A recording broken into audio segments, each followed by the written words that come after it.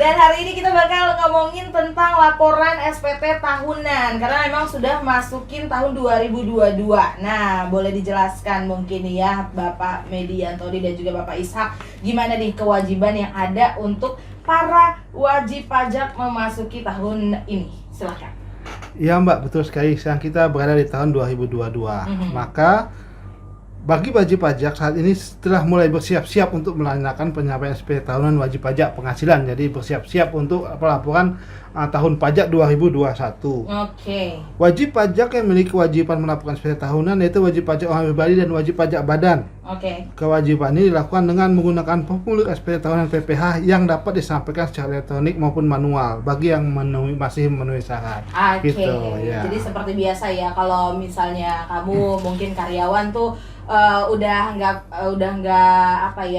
asing lagi lah dengan asing, SPT betul. ya. Tapi mungkin ada yang barusan aja jadi karyawan mungkin ya, anak-anak muda gitu kan nih. Kita kasih tahu bahwa ternyata penyampaian SPT tahunan ini ada batasan waktunya gitu ya Pak ya. Iya, Nah, betul. batasannya itu seperti apa Pak? Silakan jelas. Seperti tadi yang sudah dijelaskan sama Pak Mediantoni bahwa ada dua, ada wajib pajak orang pribadi dan wajib pajak badan. Nah, masing-masing itu memiliki batas waktu yang berbeda penyampaiannya. Oh, justru beda ya? Iya. Oke, Nah, aku kira sama loh. beda. Iya, Nah, iya. untuk wajib pajak orang pribadi itu batas waktu penyampaiannya 3 bulan sejak tahun pajak berakhir untuk Oke. orang pribadi ya. Oke. Nah, jadi sehingga untuk tahun pajak 2021 batas penyampaian SPT-nya yaitu tanggal 31 Maret tahun 2022. Oke. Nah, yang kedua untuk wajib pajak badan itu batas waktu penyampaiannya adalah 4 bulan sejak tahun pajak berakhir. Oke. Nah, dalam hal tanggal jatuh temponya jatuh pada hari Sabtu atau Minggu atau hari libur, maka dia akan bergeser ke hari kerja berikutnya. Ini contohnya kasusnya nih di tahun 2022 ini. Jadi tahun pajak 2021 kan 4 bulan nih. Nah, kalau kita lihat di kalender tahun 2022 jatuh temponya kan tanggal 30 April ya. Itu jatuhnya di hari Sabtu, hari libur. Nah, maka dia jatuh di hari besoknya. Besoknya hari Minggu, libur juga. Ya, nah, besoknya. maka besoknya lagi, maka kan ada hari libur juga tuh setelah tanggal 3. Maka jatuh tempo untuk SPT tahun wajib pajak badan tahun 2021 jatuhnya kemungkinan tanggal 4 Mei tahun 2022. Oke. Sekarang kita bakalan tanya-tanya lagi sama Bapak Mediantoni dan juga Bapak Ishak ya, bahwa kalau misalnya ternyata ada sahabat sonora yang nggak mau melaporkan SPT tahunannya, kira-kira bagaimana ketentuan yang ada nih Pak? Silakan. Iya, makasih Mbak. Ya, setiap ada kewajiban ya, pasti ada konsekuensi sanksi lah ya. Ada sanksi, ya. Ada tanggung jawabnya. Jadi untuk penyampaian SPT tahunan ini konsekuensinya itu berbeda antara wajib pajak orang pribadi dan wajib pajak badan. Termasuk juga tadi batas waktunya juga berbeda. Nah, untuk wajib pajak yang tidak menyampaikan SPT tahunan PPh sampai dengan batas waktunya, itu nanti akan mendapatkan surat teguran. Oke. Nah, untuk menyampaikan kewajibannya, apabila surat teguran sudah terbit dan telah melewati jatuh tempo pelaporan, maka wajib pajak itu dianggap terlambat, maka dia akan dikenakan sanksi denda, Mbak. Oke. Nah, untuk wajib pajak orang pribadi, dendanya 100.000. Waduh, lumayan ya. Iya, Buat sayang makan-makan 100.000 bisa untuk makan atau untuk beli voucher gitu. Ya, oke, benar. Nah, untuk wajib pajak badan, nah ini yang lumayan ini, Mbak. Oke. Jadi kalau wajib pajak badan tuh sanksinya sebesar 1 juta. Oke. Iya, Ya. jadi sayang 1 juta. Aha, bener banget ya, lumayan banget dendanya sahabat sonora, daripada denda mending traktir Dina ya. Iya. Apalagi di masa pandemi ini ya tentunya, dan uang ini berarti banget. Tapi denda ini bisa ada akumulasi waktunya nggak nih Pak kira-kira? Tidak ada, jadi dendanya hanya 1 kali itu. Oke, jadi cuma 1 kali itu. Dan kalau misalnya nih, ternyata ada yang nggak ngelaporin SPT-nya 2 tahun, itu gimana? Ya, dendanya Tetap jadi 200.000 atau 100.000? kalau 1 ya. tahun ya berarti walaupun 2 tahun ya, ya tetap 1 juta. Tapi kalau dia 2 tahun ya 200.000. 200.000. Kali 2, ya. Oke, Jadi baik. memang sayang sekali bila sampai terkena denda ya. Karena melalui acara ini kami himbau wajib pajak di lingkungan kanwil di JP Bengkulu dan Lampung agar menyampaikan SPT PH dan jangan melewati jangka tertentu tempo. Lebih cepat lebih baik tentunya Karena apabila sudah siap, langsung saja dilaporkan. Oke, mungkin pakai mic bisa Pak agak sedikit lead sih ya. Ah. Ya, benar banget ya. Oke, dan nilainya tetap ya seperti tadi ya saudara-saudara. Jadi kalau misalnya memang kamu nggak melaporkan gitu ya, denda nilainya itu tetap 100.000 dan juga 1 juta. Jadi Iya, bunganya betul. dihitung ya berdasarkan persentase juga ya. 2% ya Pak ya? Benar ya? Iya. Kalau bunganya itu atas kurang bayarnya, Mbak. Oh, atas Kalau ada ternyata SPT tahunannya ada kurang bayar, Mhm. makanya berarti kan terlambat bayar. Oke. Nah, terlambat bayarnya itu yang dikenakan bunga. Ya, Oh. itu kalau terlambat bayar. Ya, Oh, cuman oh, kalau oh. SPT-nya nihil, Mhm. kalau pegawai kan sudah dipotong gitu, Oke, iya. nihil, Iya. makanya hanya kena sanksi terlambat lapor aja. Oh. Tak ada bunga kalau Oh, untuk terlambat sanksi gitu. ya. Oke, dan selain penyampaian SPT tahunan PPH, ada apa lagi nih Pak di awal tahun 2022 dari pajak?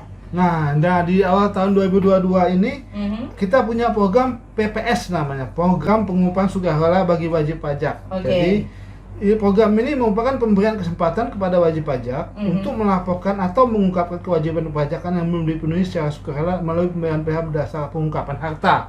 Di kesempatan pengungkapan harta ya, bagi wajib pajak yang belum memenuhi kewajiban perpajakan dengan baik sampai dalam tahun 2022 ini.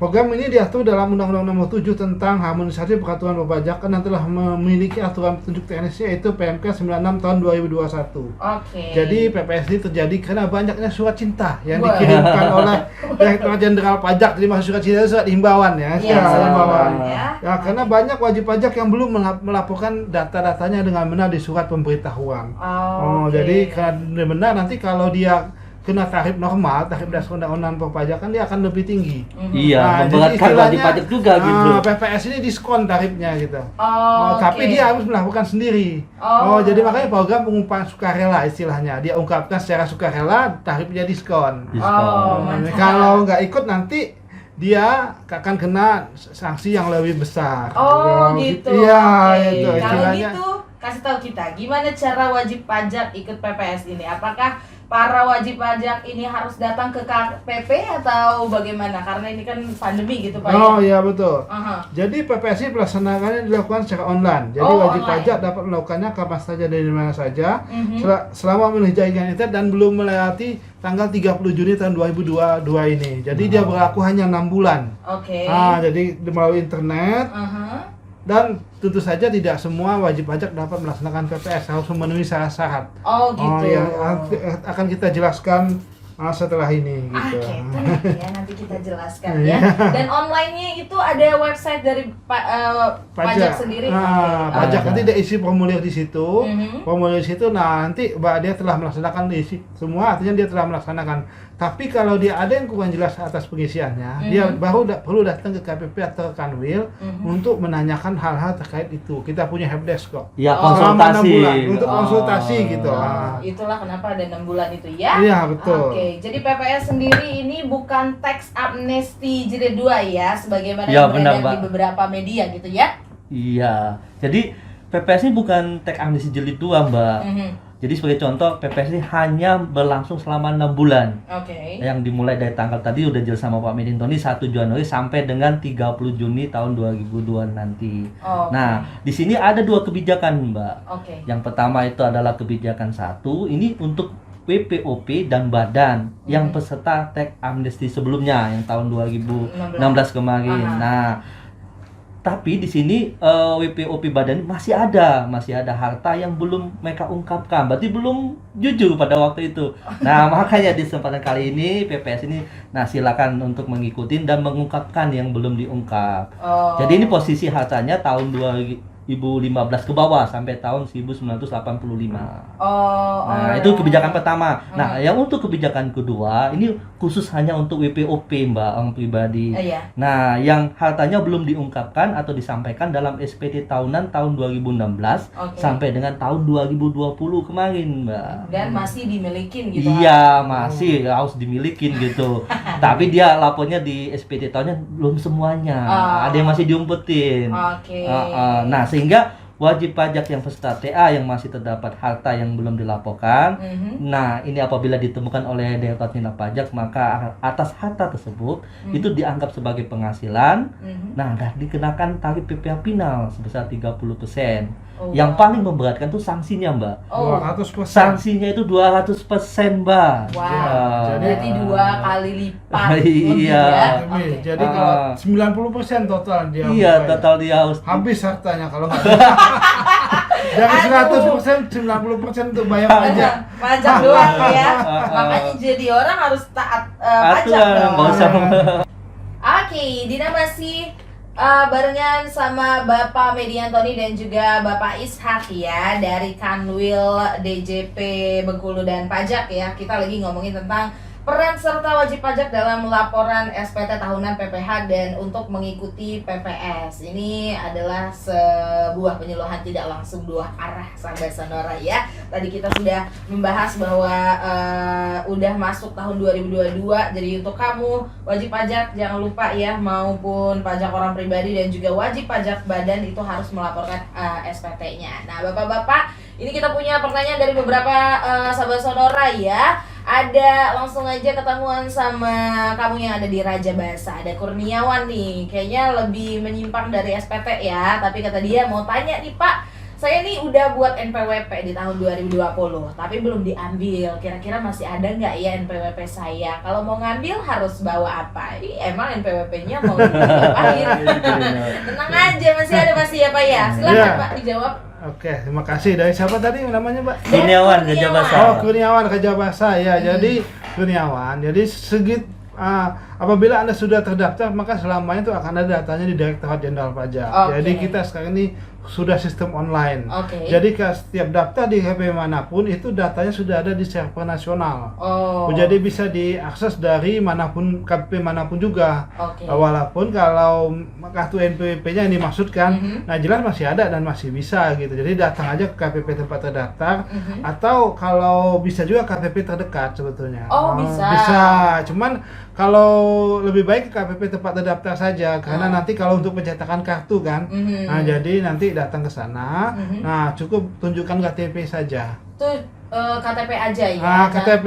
KTP masnya ya, Masnya. jangan KTP Orang lain. Nah, Iya. lagi, Nanti ya. akan dicatatkan kartu NPWP di KPP lain juga bisa. Cuman selama catatan tidak habis kartunya ya. Kadang-kadang KPP ada juga yang kartunya itu habis. Iya benar-benar aku pernah kayak gitu sih. Ya, jadi nunggu kali ya. Nunggu, Pak, ya. nanti bisa gitu. Terus juga kadang-kadang kan kalau misalnya habis nanti bisa dikirimin juga langsung ke alamatnya. Bisa, ya. bisa. Oke, ya sudah kalau gitu kita next lagi ke Kemiling sekarang kita. Ada Tara nih Pak, gaji saya tuh awal 2 juta, terus sekarang naik jadi 3 juta. Nah untuk perubahan gaji langsung ubah di akun atau ada syarat lagi nih ke KPP? Misalnya aja sih kata dia gitu. Silakan Pak. Iya, Tarah di Kemiling ya. Kalau ada perubahan gaji sebenarnya nggak perlu datang ke KPP. Biasanya Karena udah di sama gitu pemberi ya, gaji itu kan nanti kalau kita di pegawai swasta ada namanya 17721 A1.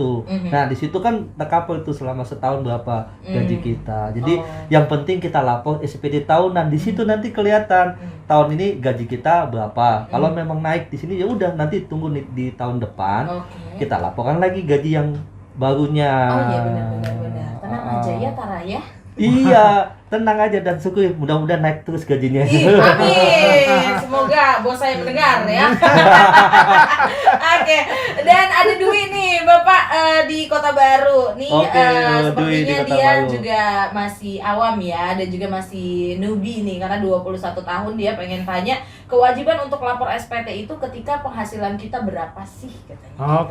Ya. Iya, ini mungkin Pak Mediantoni nih. Ya, jadi kewajiban NPWP itu kalau penghasilan kita untuk yang tidak kawin, bujangan 21 tahun kan biasanya belum kawin ya. Nah itu apabila penghasilan kita itu di atas 4,5 juta sebulan. Di atas 4,5 juta. Artinya kita tidak di bawah itu tidak kita perlu bayar NPWP.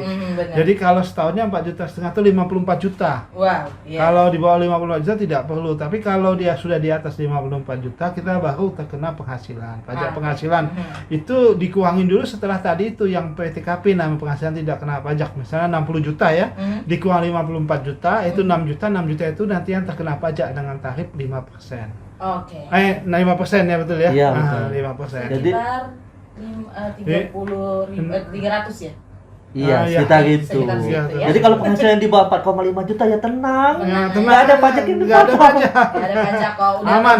Udah gaji kecil kena pajak lagi. Tengah mengurus sistem gitu Mbak. Oke. Tapi tadi kita sudah menyinggung bahwa ada PPS ya Pak ya, dan Iya, betul. terus disampaikan juga kalau misalnya nggak ikut, ini bisa kena yang namanya PPh sebesar 30%. Iya, Dan benar sekali. untuk yang ikut, berapa tarif yang ada? Pak, silakan. Iya, ini harus ada pembandingnya ya. Kalau nggak ikut 30%, gimana kalau yang ikut? Nah, kalau ikut tarifnya, kan ada 2 kebijakan ya Mbak. Untuk kebijakan satu, kita mulai dari tarif yang terendah ini 6%. 6% ini adalah wajib pajak yang melakukan repatriasi asetnya yang dari luar dibawa ke dalam, kemudian dia deklar, atau aset yang di dalam dia deklar. Nah, 6% ini dia investasikan. Oke. Setelah dibawa ke dalam, dia deklar, dia investasikan ke dalam surat berharga negara atau masukkan dalam industri barang jadi ya, bukan yang masih barang mentah tapi sudah menjadi, atau industri yang new renewable energy. Energi terbarukan. Yang terbarukan misalnya pembangkit listrik tenaga air gitu. Itu maka tarifnya 6%. Nah, untuk yang kedua, tarif yang menengah lah 8%. Ini hanya dia memasukkan atau repatriasi aset dari luar ke dalam. Atau asetnya di dalam dia deklar, ini saya punya aset nih kemarin nggak lapor. Itu tarifnya 8%. Tapi kalau yang tinggi juga, ini yang 11%, dia hanya deklar aja dia punya aset luar negeri, tapi dia nggak dibawa ke dalam. Itu kenanya tarifnya 11% untuk kebijakan 1. Nah, untuk yang kebijakan 2, ini yang untuk WPOP aja Mbak ya, untuk WPOP. Ini tarif paling rendahnya itu 12%. Nah, 12% ini dia repatriasi aset luar negeri dan deklar aset dalam negeri yang diinvestasikan dalam surat berharga negara, industri hilirisasi sumber daya alam, atau industri new renewable energy. Nah, itu 12%. Atau yang menengahnya ini dia hanya melakukan repatriasi aset luar negeri dan deklar aset dalam negeri, tapi nggak diinvestasikan, dia 14% kenanya. Nah, kalau hanya deklar aja aset luar negeri, saya punya aset nih di luar di Singapura, dia kenanya 18%. Itu jadi lebih rendah Mbak dibandingkan kalau dia nggak ngikutin sama sekali. Oke, gitu ya Sahabat Sonoraya. Jadi ini sangat penting banget nih, kebijakannya juga pastinya sudah diatur melalui peraturan pemerintah gitu ya Pak ya. Dan tadi kan sudah dijelaskan gitu ya tentang cara ikut PPS, terus kalau misalnya kita nggak ikutan gitu. Nah, ini kita yang mau tahu kalau misalnya pengen ikutan, terkait syaratnya, ada syarat apa aja nih untuk ikut PPS Pak? Jadi syaratnya mengikuti tata cara yang ada Mbak ya. Oke. Seperti melakukan cara elektronik yang terkait pesertanya dan apa yang menjadi dasar perhitungannya online, jadi ya ikuti aja nanti cara-caranya.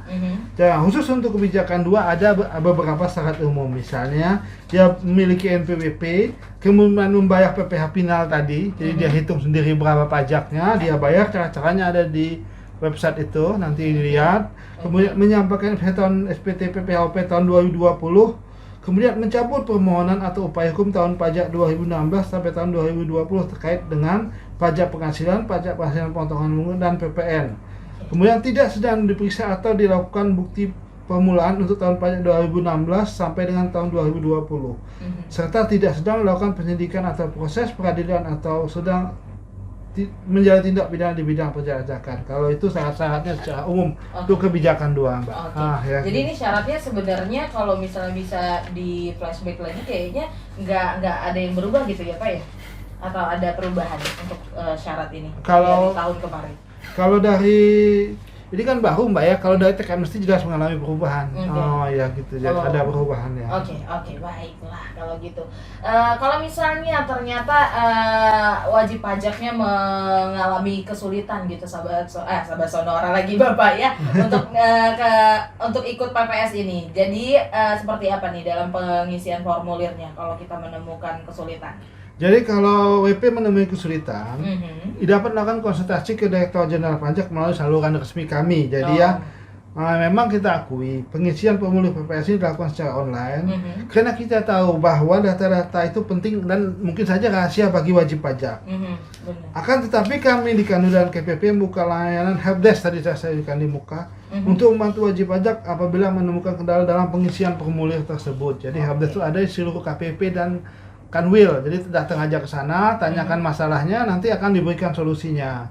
Ada juga saluran lain yang dapat dimanfaatkan untuk menghubungi kering pajak 15.200 atau 1.500-200 atau juga ada chat pajak yang dapat diakses melalui website resmi kami di www.pajak.go.id. Masuk aja ke situ, nanti bisa kita secara online situ secara live gitu ya.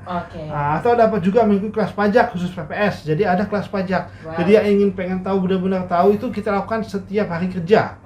Jadi di Kanwil itu Senin jam 10 sampai jam 12, kemudian Selasa dan Kamis diselenggarakan oleh kantor pusat DJP, Rabu diselenggarakan oleh KPP, Jumat diselenggarakan oleh KP2KP. Jadi itu setiap hari Senin sampai Kamis ada. Jadi daftar dulu, daftarnya itu melalui www.pajak.go.id dan ada wajib pajak juga dapat mengikuti kegiatan dengan memfollow Instagram kami di @pajak_Bengkulu_Lampung. Boleh Dina ulangin sahabat-saudara ya. Jadi kalau misalnya kamu menemui kesulitan, langsung aja deh di www.pajak.go.id ya. Ada kelas pajak khusus PPS juga gitu ya di hari Senin jam 10 dan sampai dengan jam 12. Jadi luangkan waktu kamu ya, jangan sampai nanti nyesel. Dan mungkin kalau misalnya kamu anaknya sosial media banget, bisa deh di follow dulu akun Instagramnya di @pajak_Bengkulu_Lampung ya. Atau bisa menghubungi kering pajak di 1500-200 dan bisa chat juga tuh di via WhatsApp juga sahabat-saudara ya. Jadi ternyata banyak banget ya Pak ya saluran biar wajib pajak ini bisa ikut di program PPS ini ya. Terakhir nih mungkin kira-kira manfaatnya nih kalau orang Indonesia nih, kalau misalnya disuruh sesuatu kan pengen ada yang untung-untungnya gitu Pak ya.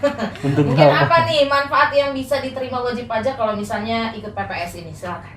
Iya benar sekali Mbak, kalau nggak ada manfaat untungnya apa? Kenapa harus ikut PPS ini ya? Iya nyapi-nyapiin aja gitu ya. Udah tuh bayar lagi. Nah, untuk kebijakan 1 dan 2 ini sama, kebijakan 1 dan 2 manfaatnya. Ini yang paling penting nih. Jadi data atau informasi yang bersumber dari SPPH atau surat pengungkapan harta tadi dan lampirannya yang diadministrasikan oleh Kementerian Keuangan atau pihak lain yang berkaitan dengan pelaksanaan Undang-Undang HPP itu tidak dapat dijadikan sebagai dasar penyelidikan, penyidikan, dan atau penuntutan pidana terhadap WP. Wah, itu aman jadi tidurnya lebih aman ya atas harta tersebut. Nah, sedangkan khusus untuk kebijakan 1 itu tidak dikenai sanksi pasal 18 ayat 3 Undang-Undang Teks Amnesti, yaitu tadi yang kenaikan denda bunga sebesar 200% dan tarif PPh Pina sebesar 30%. Nah, untuk kebijakan 2 itu tidak diterbitkan ketetapan untuk kewajiban pajak tahun pajak 2016 sampai dengan tahun 2020. Artinya tidak dilakukan pemisahan. Jadi aman nih. Atas penghasilan tahun 2016 sampai tahun 2020 kecuali ditemukan harta yang kurang diungkap dalam surat pernyataannya, maka itu bisa ditagih atau dikirimkan surat oleh nanti sama petugas. Oh, ternyata ada hartanya yang kurang gitu. Rumahnya 3, dia ungkap 2, satunya belum diungkap. Iya. Tahuan deh. Tapi yang paling penting kebijakan 1 dan kebijakan 2 yang tadi yang di awal saya bilang itu aman. Jadi yang atas harta yang diungkap tuh bebas dari tuntutan. Bebas dari tuntutan ya. Jadi kalau misalnya pengen punya harta terus aman sentosa sampai cucu anak. Cuman setelah ini jangan buat dosa lagi. Aduh ya, jangan dong ya. Iya, laporkan semuanya. Nanti mulai setelah PPS ini jadi lebih patuh. Benar banget ya, karena kan sudah diungkap semua hartanya. Iya, diungkapin semua ya. Jangan dipendam ya, nanti jadi hati loh ya. Oke deh Bapak, terima kasih banyak ya. Semoga dengan adanya talk show ini semua warga Lampung jadi sadar gitu ya untuk melaporkan SPT-nya dan juga ikut PPS. Nah, terakhir nih dari Bapak-bapak, kira-kira apa yang mau disampaikan dari Dirjen Pajak? Silakan. Dari Bapak Mediantoni mungkin. Oh iya, terima kasih Mbak Dina. Jadi kembali mengulang karena kita sudah memasuki tahun pajak baru, tahun baru 2022, sehingga kewajiban kita saya mengingatkan untuk segera dilaporkan, jangan sampai terkena denda. Jadi pajak memang sebagai bukti kita cinta tanah air dan bela negara. Yes. Dengan membayar pajak kita akan turut melaksanakan pembangunan di Indonesia gitu. Kita juga menikmati fasilitas umum, kemudian jasa dari pemerintah seperti penanganan kombinasi dan sebagainya, itu semua dari pajak. Jadi kita wujudkan masyarakat sadar, peduli pajak, taat pajak, sehingga kita dapat menjadi negara maju. Dan tidak lupa karena ada program PPS yang merupakan diskon atas pemenuhan kewajiban perpajakan yang belum dilakukan sempurna dengan benar. Nah, kita harapkan semua wajib pajak mengikuti supaya tidak terkena tarif yang tinggi. Mungkin itu dari saya gitu. Oke. Silakan kalau dari Bapak Ishak seperti apa? Iya, kalau dari saya ada dua Mbak yang saya sampaikan. Ini paling penting. Yang pertama nih terkait dengan SPT tahun. Yang pertama, lapor lebih awal, lebih nyaman Mbak. Wih, Kan udah selesai. Kalau lupa nanti di ujung-ujung mepet kena sanksi. Segera siapkan datanya, apa-apa yang harus kita laporkan. Kalau kurang tahu silakan lihat di media sosial kita @pajak Lampung.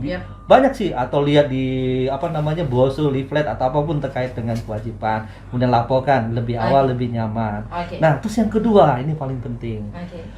Jangan sia-siakan program PPS ini karena hanya berlaku 6 bulan. Nah, nanti ke depannya para wajib pajak kami di tindak pajak itu banyak memiliki data. Tadi seperti disampaikan di awal oleh Pak Median, banyak surat cinta, berarti banyak yang data yang kita punya yang kita sampaikan.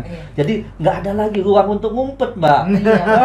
Jangan nanti daripada esok tadi udah dibilang sama Pak Median itu hartanya tinggal 90%. Habis kan diambil oleh negara kan? Nah, biar kita bisa menikmati harta dengan tenang, siapkan mana harta yang belum kita laporkan.